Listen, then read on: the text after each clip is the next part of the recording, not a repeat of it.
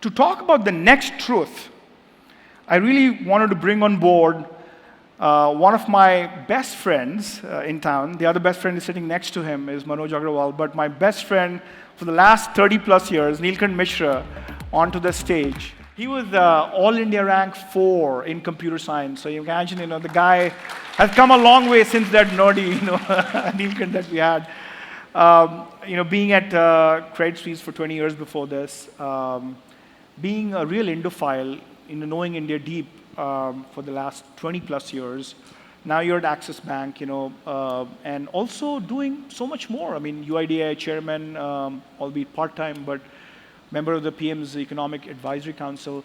So, I wanted to really start out and talk about, okay, there's a truth here, and hopefully it's not a myth. Going from 4 trillion to 10 trillion, 10 years. Tell us the math, like how feasible this is, and what are the reasons why you feel optimistic? So, this is very feasible. This is very feasible. I think, and this is also, we can do it faster. So China was $4 trillion in 2007. They crossed 10 trillion in 2014. Took them 7 years. Some of the paths that China take or some other decisions they made are the reasons why they're in trouble right now. So we would rather not take those decisions. To reach $10 trillion, we need, give or take, about a 9.5%, what we call PPP adjusted, right? So your real GDP can be 7, you have 4% inflation, 2% decline in the currency, and so you get a 9% kind of growth in dollar terms. And so you can reach $10 trillion in 2034. How do you get 7% real GDP growth? And so 1% of that can come from labor force expansion. I mean, our working age population is growing. You can get maybe 4% growth that can come from capital expansion. So our real estate cycle is turning. Our capital expenditure is needed now for 7-8 years. We've not done much. But it's a very critical element, which is 2% growth in productivity. How well we utilize our capital and labor. And if we can do it better, that is what we call non-inflationary growth. See, the problem is, if you try to press the lever too hard on capital, you try to juice up growth, then inflation starts going up. Which is what the China problem was, you're saying. Exactly. So China's problem is, of course, I mean, they have repressed consumers. I mean, they are not a democracy. I don't think that kind of growth can work in India. We can't go down that path. And it's almost like a dead end, so now China is struggling to get out of that business model or that economic model. We can't go down that path. That we know that doesn't work. So we need to, sustain capital expansion at a certain pace, but max out on productivity. And if you can get productivity up, it is much more sustainable. It is much, and it is also non-inflationary. So you don't need to then raise interest rates and get into all kinds of trouble. I must comment on one of the things that you mentioned about people becoming expensive. In economics, people become expensive when they become more productive. So in order to, I think make people even more expensive, you need to make them even more productive. So I want to bring out this point about being in the Anglosphere and what that means to the front office and the services piece of India, because China was not part of the Anglosphere. So say a few words about, is this a tailwind? What does it mean for front office thinking, quality thinking, customer experience thinking, and so on? No, I think it's a huge advantage. See, one of the reasons that, so the way China covered this $4 to $10 trillion in 7 years was by building a lot of infrastructure, building a lot of real estate, empty houses, bridges to nowhere. We don't want to go down that path.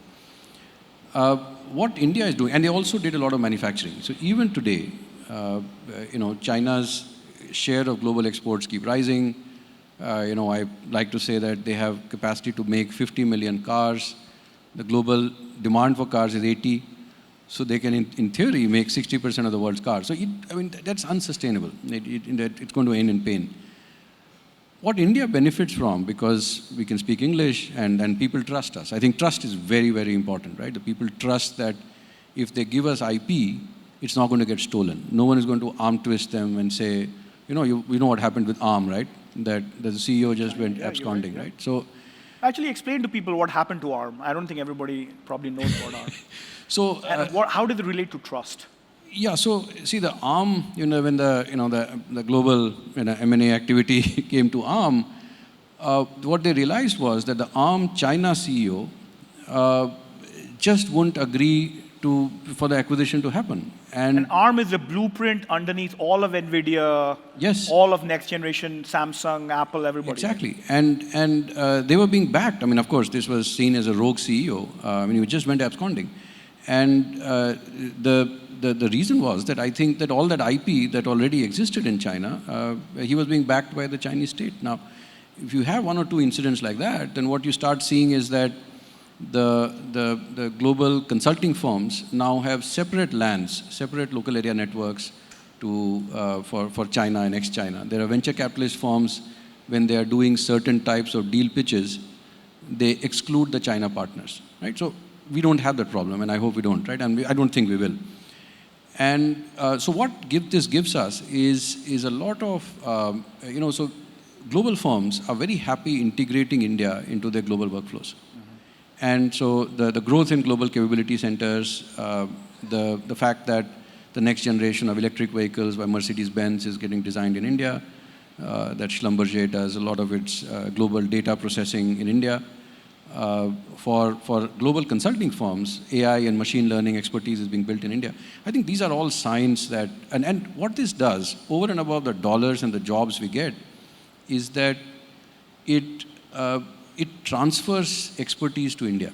So if tomorrow a local auto company wanted to hire an engineer, this is not theft of IP, but you can get expertise, right? So you can, Well, I sell, in US we do immigration, that's how we learn. Yeah. The Germans came to the US while the Nazi movement is going on, a lot of the physicists actually came in. So there was an element of transfer going on, whether it's people or technology. Yes, and this is an absolutely integral part of the productivity growth, right? So if you have global procurement for US retailers happening from India, then the next time an Indian retailer wants best practices in procurement, they don't have to go to the US, they can hire someone from Bangalore. And I think so therefore being part of the Anglosphere makes us, one, trusted, because people can communicate, there is a lot of trust that comes that way. And the second, that we naturally become partners in global workflows. And it's also a risk, which is that, one, it opens up opportunity for getting inputs faster. It also allows you to take your products out faster. So one of the changes that will happen as we go from 4 to 10 is that Indian firms will start exporting. They will start taking products and services out. But at the same time, it will be easier for the foreign firms to come in. Look at what happened in e-commerce. Yep. And therefore, you need to be on your toes. Yeah. Absolutely. There's one last question before I get Ramesh here as well. Standardization. So English is a standardization benefit that India gets. You use the word containerization, and the nerd in me liked it. I'm like, oh, wow, we also do containerization here in our tech stack and the cloud stack and so on. Say more on the benefit of standardization for productivity gains as well. So this is a story of, I haven't read it, economic. Now I'm not a techie nerd, I'm an economic nerd. You look at how the global goods supply chains developed over the last 50, 60 years. See, before you had containers, it took months to load a ship. And there were experts who would say, oh, first put the grain here, don't put squishy things here, otherwise when the ship rolls, it'll get squished. There was a lot of theft, there was a lot of damage. But then the containers came. And the containers were slightly inefficient, so a lot of empty space, but made things very fast, right? So, and when you shipped, you could control the quality, that you could know when the customer opened that box what the things were going to look like. They would, of course, move around a bit, and that allowed global value chains to start to disaggregate, right? So basically, now you can now in a handset, now you can make the glass by Corning, you can make the liquid crystal from Merck, you can get the driver IC from Novatech in Taiwan, you can get batteries from somewhere else, and you can assemble them all together, and voila, there's a phone. What is starting to happen in services now is the same kind of disaggregation. So the integral part of this is, of course, that you need a lot of global bandwidth. So global cross-country telecom bandwidth is expanding at 35 to 40% a year. So the kind of things that you can do now, you couldn't have dreamt of 7 years back, 8 years back. And an integral part of that, as we go forward, and this is why I think SaaS is so powerful, is that if you have standard APIs, you're exposing them, anyone can connect, it radically increases innovation, the pace of innovation, and productivity. Beautiful. And then, of course, standardization, natural language becomes a standard yes, for a lot yes, of interfaces yes, yes. too. I'm going to get to these two topics, like, about AI and how we couldn't get there without AI going from 4 to 10, the productivity gains that you talked about, that we absolutely need to get to 9-10%. And also for really going from being a service nation to being a product nation. What does it mean to really be product-led? I want to actually bring on stage one of my other mentors and people that I really lean on, Ramesh Lakshminarayanan, from HDFC, and his group head tech and digital, and the CIO at HDFC, and also a teacher. He's been teaching for the last several years at SP Jain Institute of Management and Research. So please have a seat. You want to go a little bit back, maybe? A little bit back? I'll do it. Thank you, Dheeraj. Thank you. I'll get some water for you. But, the important thing, Ramesh, is to talk about productivity. We are at this topic. A few words from you about what it really means for a very large workforce that you have, and so much that goes on about thinking about productivity. Now that you've merged two big companies together, coming together. Yeah, I think, Dheeraj, first of all, productivity is I would say, one of the biggest challenges, and it's little obscured in the way it kind of comes out, right? It's only when the tough cycles come, then you start talking about productivity, especially in the developer world, because and you spoke about in the afternoon about India being product centric. It's a controversial statement, but I thought I'll make it. I think the services industry has probably pushed us, into a productivity zone which probably we should not have got. If you just put your hindsight a little bit, I think it was great in the 2000 because we were simply putting bodies, solving problems, getting our tech skills up front. But somewhere 2010, 12, 13, probably that the time when we should have started looking at productivity as a front-end tool. And that shift to product mindset from productivity should have happened, to my mind, actually. It's a little bit of a hindsight thing. It's easy for us to comment and kind of critique, but I think I see that as a very key aspect. And then when we looked at product development, it is very different from a services development aspect, and when you look at productivity there also, because there's a full left-hand side which you control on the services side, and there's a right-hand side you don't look at, because it's typically T&M models, which are driving the left side without thinking on the other side what the benefits of the business are. So I think that's where I think this whole conversation has to move, and it's moving rapidly. And I'm seeing you and a lot of other SaaS companies coming in a very big way out here. And I think no longer developer is going to be a back-ended time machine, productivity-driven machine. I think it has to tie in with the product on the front-end side, what's the value that the business is seeing, what's the P&L that comes to the table, and that view has to be a 360-degree view. So that's where it's going, actually. I love the way you said 360-degree because, product 360, customer 360, all these things are, fairly important in this thinking as well. I want to probably go back to the history of Japan because they overdid process. It's like process became an end in itself. And just quality, process. And in the process, they lost touch of the customer. And that's what America did well. We got to think about software that runs on top of it, and interfaces, and engagement, and the end user, therefore, software and Silicon Valley, actually. Do you think that the product thinking, like Ramesh mentioned, about the product being the thing that connects the maker to the customer will be a big challenge for India? What does that look like in your mind? No, absolutely. And I totally agree with what Ramesh said, that we have become too used to getting cheap resources and processes. And, if my new firm, if I have to sort of get a solution, it's very tempting to hire, 5 developers or on contract and get some solution. But as we move our per capita GDP up, and exactly the problem, the challenge that you mentioned, that there is the resources will keep getting more expensive. And what will also start happening is that as you tap into more and more complex processes and complex value chains, your ability to manage all of these complexities will reduce. I mean, you will not be able to. And if you want to really grow, you can't. And therefore, I think India, by necessity, will start getting into more and more products.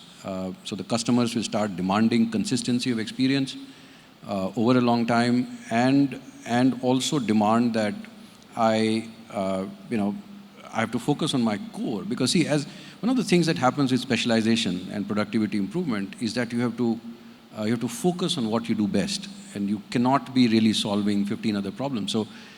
And as your per capita GDP goes up, as companies become bigger, their ability to pay for it also improves. So that's how this whole virtuous cycle starts to come in. Makes sense. I want to talk about customer acquisition, customer churn with you as well, Ramesh. Like I mentioned, that how expensive it is to really do acquisition. How does it look like from your experience, from HDFC's point of view? Acquisition versus retention, getting more from the same customers. I think this is the hottest topic that we are dealing right now. Okay. Let me just put it this way, actually, and it's a good segue. The bank, in fact, if you go back to the history of HDFC Bank, they were one of the biggest strengths in the physical world was when a customer, we used to look at our branches as a microcosm. So basically, a customer who comes into the branch, we were very, very good at selling 3 to 4 products per customer when you used to walk into the branch, because that's how the branch distribution was driven. Now the things have changed. People don't want to walk into branch to get for acquisition purposes, right? So it's a very different world today. That means on the digital world, it's that much more difficult because frankly, there is an engagement that happens in the physical world. We can't deny that. You can make it frictionless, but the fact is that how do you ensure that the acquisition engine runs at a scale which allows you to give the same experience or the same effectiveness as you would do on the physical channel, which means today's digital journeys are built very differently. As an example, cross-bundling is very critical. Just take an example of an acquisition. You have to be able to bundle journeys very, very effectively. Customer is not going to refill the forms. Customer is not going to kind of give you that time. Customer has to be told what is good for him for that particular product, because in a physical world, it's a little different, but in the digital world, it's more data and analytics driven, and you're kind of trying to cross-sell using some of these tools. From that perspective, I think acquisition has become difficult, if you ask me, while people keep talking about the new to bank is easy. But how do you cross-sell to the existing customers at scale is definitely an area that I think we guys need to focus. I think, and not generally for the bank, but even across the table, I think today frictionless journeys are very critical. And that's why I think India is different today. Because today, and just take the example, earlier the RM would fill up your form. You wouldn't even look at the form, he'll fill up everything and say, dekh lo sir, sign kar do niche, right? What do you do in electronic world, right? So for example, you use digital public infrastructure today to pre-fill the forms. And how much can you pre-fill? Because, it's very critical. The customer is not going to hang around, keep filling data, DOBs, addresses everywhere, right? So this kind of a product engineering thought process has to come in, or what we call journey engineering. And again, then that also ties in with customer experience. It ties in with your ability to look at journey analytics in a very, I would say, detailed manner. And this needs a very different thought process. So today's product teams, for example, are equally involved in building the journeys and monitoring the digital journey. So today's product manager in the bank is equally worried about whether my APIs are working And he's equally worried whether the customer dropped out at the time when he saw an interest rate on the screen and he said, no, this is little higher than what I'm getting in the market. So that morphing, and that's why this whole product versus development, boundary, to my mind, is kind of blurred. And the working of this group together has become, I would say, the cornerstone of what the future success would look like in that. Thank you for saying that. It's the idea of product CRM. My last question to both of you. I mean, you see up there, 2024, we talk about, there are people who are saying AI will kill all humankind in the next 10 to 25 years. Obviously, alarmists out there. Even technical things like databases are dead because of LLMs, or humans will prefer to speak with bots over fellow humans, when it comes to call centers and customer experience. Customer centers will never deploy people anymore. I mean, there's lots and lots of things that are actually being said about today. And of course, on the right, I look at it as an incorrigible optimist. Things that the more we understand our brain, the better it is for healthcare and humanity at large. I mean, hopefully we can go solve for Alzheimer's or psychosis, and because we understand our brain a little bit more. So say a little bit more about what you think about AI and what you think about AI in the next 10 years. And does it keep you awake? And does it cause a sense of alarm? Or does it feel like you have a sense of optimism there? No, in fact, this is a topic that I'm most passionate about because I've been speaking about it, I think, for the last 6 months across multiple forums, Dheeraj.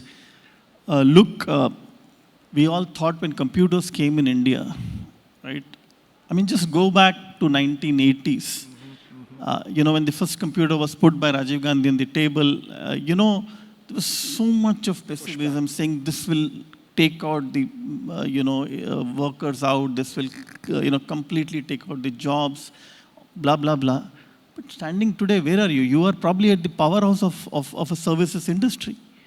So I think humankind will find ways to morph and take the advantage. In fact, I see this as a big benefit. I've spoken about it quite extensive in many forums. I think the upskilling is here to stay now. It's all about upskilling your force and moving them to use the machine learning and the AI and as a co-pilot. I think that's the beauty of this model as we go along. As we start getting the machine language quotient up, we'll also see the human upskilling going up in parallel.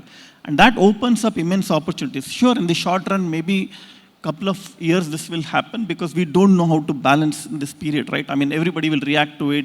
I'll replace this with, machines. I'll do this, I'll do that. I think, but eventually, I think 2 to 3 years down the line, or maybe a little bit down, I think this is a great opportunity, especially for a country like India, which is on the skill side. And just imagine, we've only been English-centric, development industry or programmable industry, so to say. Just imagine if the LLM language models, if they can change the way and trust me, go down deep India, some of the best programmers I've seen are not even computer science guys, actually. And I can tell you, many of them in this room will agree with me. I've worked with many kind of, core development guys. They're not necessarily coming from the IITs and the top institutes because most of them get into the US. But if you see in India, you will find a lot of the MCA pools from smaller cities, the BSc computer science guys coming in. I think this will change the way their knowledge upskilling is going to happen. I do see that as an opportunity. We have to put that hat into the table and say, look, we are going to use this to our benefit. And I'm dead sure that 10 years down the line, we will have a different conversation, say how LLM just jumped or helped India's upskilling journey. Thank you. Keep striving is the word. Yeah, so, and I totally agree with the optimism that Ramesh talks of. Just to give you perspective, if the country had not moved into digital banking, our financial inclusion would have been nearly 40 years behind where we are. One of the challenges as you go from low per capita GDP to high per capita GDP is that there are many vicious cycles. So if there is a certain cost of providing banking in person, branch banking, you cannot give branch banking to everyone. And because they don't have access to banking, their per capita GDP does not go up, right? So how do you solve for that? And you solve that by bringing down unit costs. So there is a certain unit cost. With that cost, like CT scans. If CT scans cost 10,000 rupees, there's only a certain number of people who can afford it, and therefore villages or gram panchayats will not have it. If you bring it down to 200 rupees, you will see a proliferation of supply. That, I think, is what AI will solve. It will bring down the cost, unit costs. Like, for example, even selling products. Currently, the problem is that product specialization, product expertise is something which is very hard to, I mean, you can have it within the bank, but you have 100,000 people. I mean, in my bank, there are 100,000 people. How do you make sure that everyone is as smart or knows all the products and has the, your bot will do it for you, right? And a bot helping the customer service representative can do it for you. So I think AI can really help us galvanize our growth if we use it well. Beautiful. What keeps me awake is that all of us, everyone in the room needs to be very aware that their jobs could be at risk. And so you have to keep running, keep innovating in order to stay relevant. Only the paranoid survive. With that, thank you again, Neelkanth Mishra and Ramesh Lakshminarayanan. Really appreciate you coming down and really doing this for you. I think there is an element of hope in this AI piece, and that's what I learned from both of you. And with that, thank you again for coming.